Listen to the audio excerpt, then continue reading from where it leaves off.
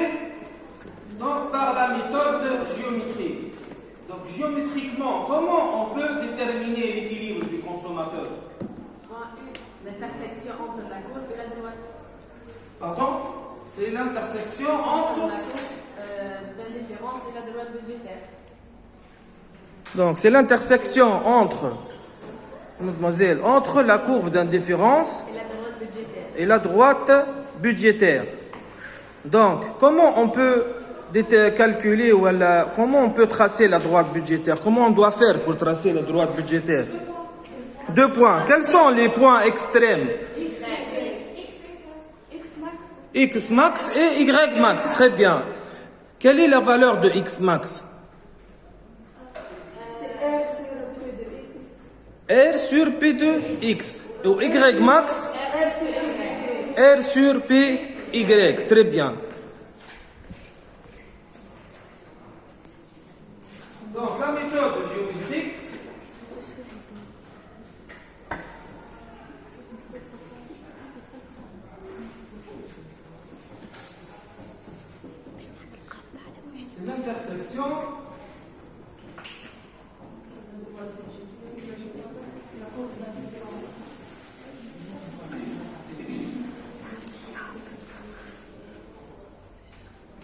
c'est l'intersection entre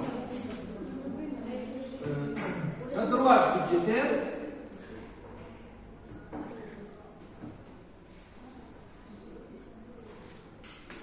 et la courbe d'indifférence.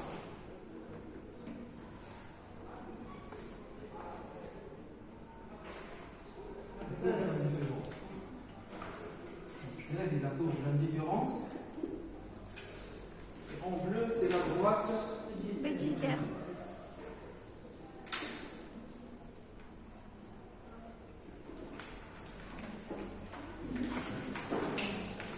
Donc, ce point représente quelle valeur? R sur Y. R sur P de Y. R sur P de Y. Ce point, c'est R sur P de X.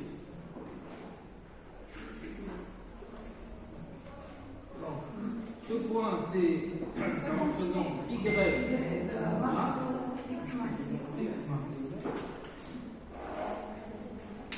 D'accord? Ça, c'est la méthode géométrique.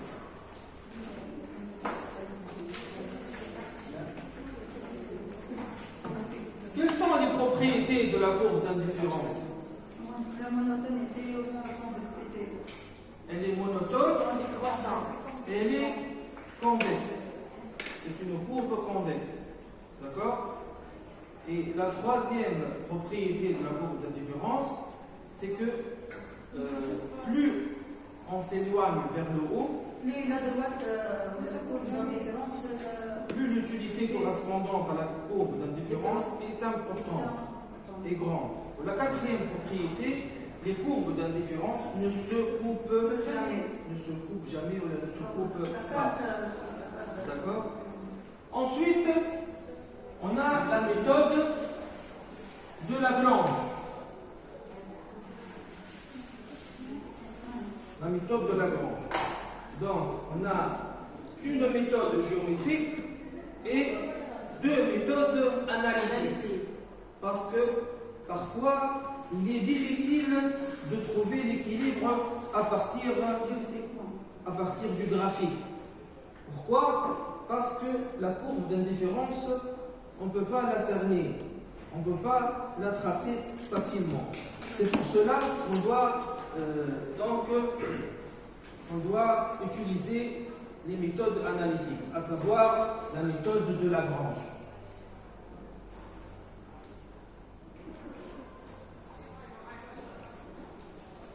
La méthode de Lagrange.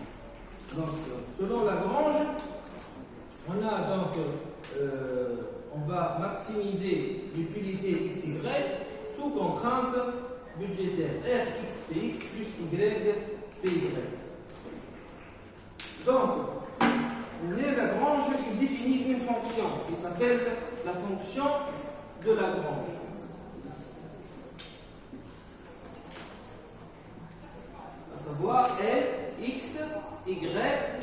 lambda. Comment s'appelle lambda? Multiplicateur. C'est le multiplicateur de Lagrange.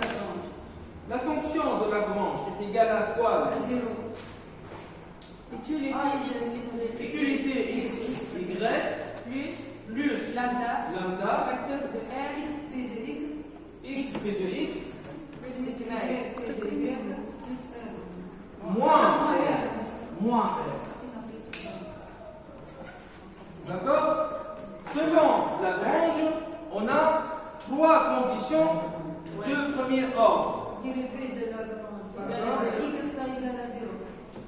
Donc les conditions de premier ordre pour que la fonction de Lagrange atteigne son maximum sont trois. Lesquelles fonctions? Dérivé de l'utilité par rapport à X. De Lagrange. Dérivé de Lagrange Par rapport à X X égale à zéro. égale à 0 Dérivé de Lagrange par rapport à Y égale à zéro. et dérivé de Lagrange Par rapport à lambda égale zéro. est égal à 0. D'accord? Dérivé de Lagrange par rapport à x, ça nous donne quoi?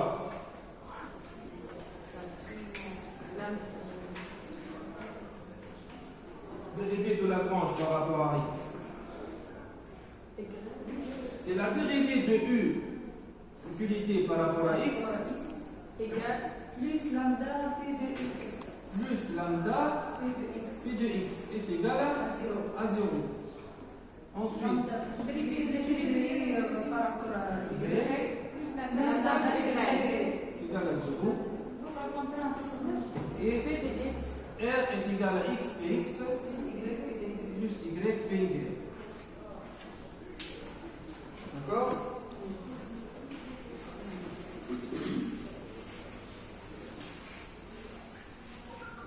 Donc, on développe les équations qu'on a trouvées. Donc là, c'est la dérivée de u par rapport à x moins lambda p de x. Dérivée de u par rapport à y est égal moins lambda p de y. Et là, R égale x px plus y p de y. Donc là, c'est l'équation numéro 1, 2 et 3.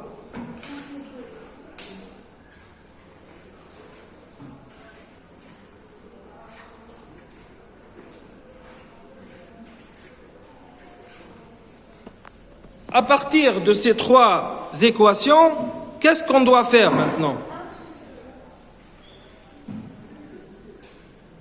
Comment on doit utiliser ces fonctions pour trouver l'équilibre?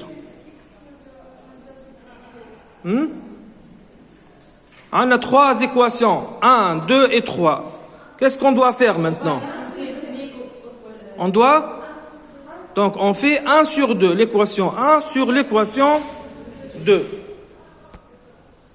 Donc, partez de l'équation 1 sur 2.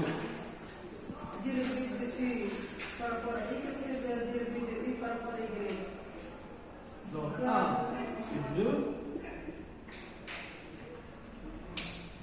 Dérivé de U par rapport à X sur dérivé de U par rapport à Y est égal à quoi? Lambda, ça fait de X sur moins lambda P de Y. Moins lambda P de Y. On simplifie par quoi? P de X sur P de Y. D'accord? Or, la dérivée de U par rapport à X, ça représente quoi? L'utilité marginale de X. Très bien, c'est l'utilité marginale de X sur l'utilité marginale de Y égale P de X sur P de Y. D'accord?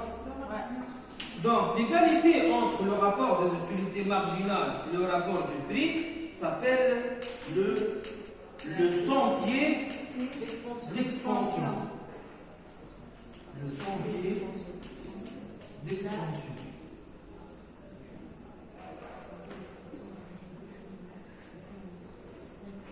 Sentier d'expansion. D'accord? Donc, le sentier d'expansion et la contrainte budgétaire nous permet de déterminer l'équilibre. Donc l'équilibre est tel que l'équilibre du consommateur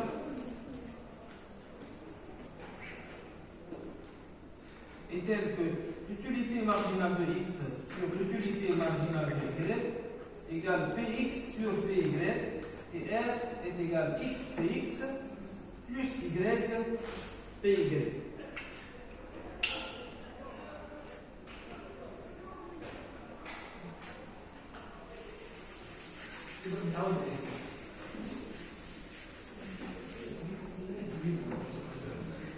Équilibre du consommateur. Donc on a vu là, à partir des conditions de premier ordre, on a trois conditions de premier ordre.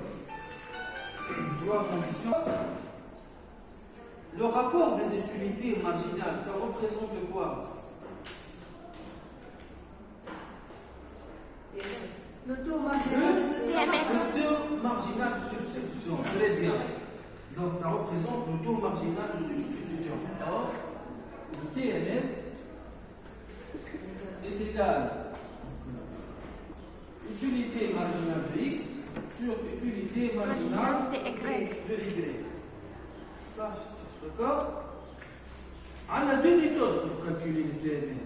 Soit le rapport des utilités marginales, soit la dérivée de quoi? Dérivé de y par rapport au dérivé de x. Moins dérivé de y. Donc la dérivée de y par rapport à x. C'est-à-dire, on prend l'équation de la courbe de différence et on fait cela la dérive. Donc la net à l'équilibre,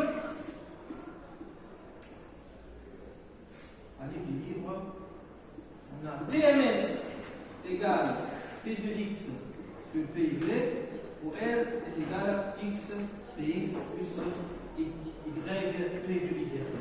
Ça, c'est le résultat final de la méthode de Lagrange. D'accord?